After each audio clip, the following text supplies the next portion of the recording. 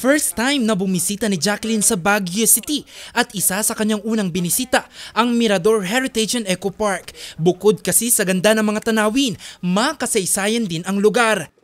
Yung mga historical place like this, ibig sabihin na maintain nila na ganito na pupuntahan pa rin even though napakatagal ng panahon.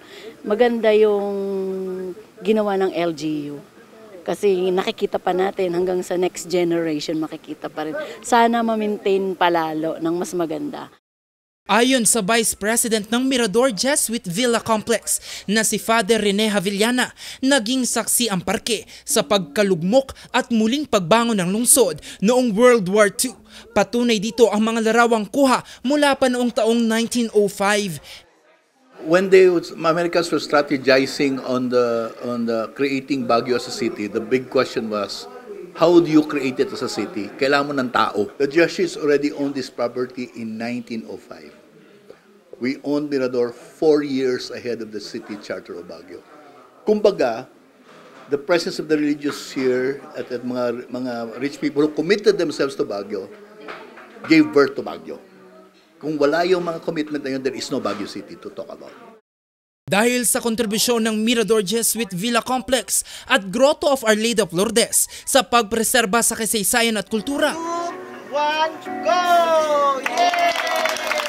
Kaninang umaga, formal nang isinapubliko ang marker na tanda ng pagkilala ng National Museum of the Philippines sa lugar bilang Important Cultural Property. Ito'y sa bisa ng Declaration No. 1-2018.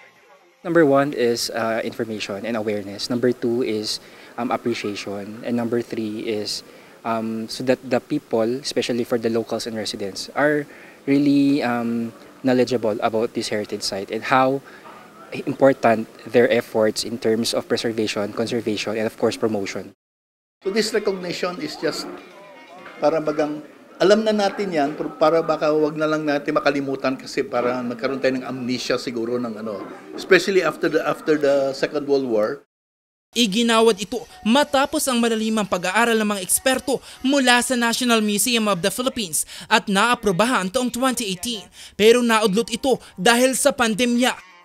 Napakalaking bagay na this is one of the places sa buong Baguio na pinupuntahan talaga para for reflection, for prayers. Maliban sa pagpepreserba ng kasaysayan, katuwang din nila ang parke sa pagprotekta at pangangalaga sa kalikasan sa reforestation ng lugar. Jose Robert Inventor para sa Luzon Headlines.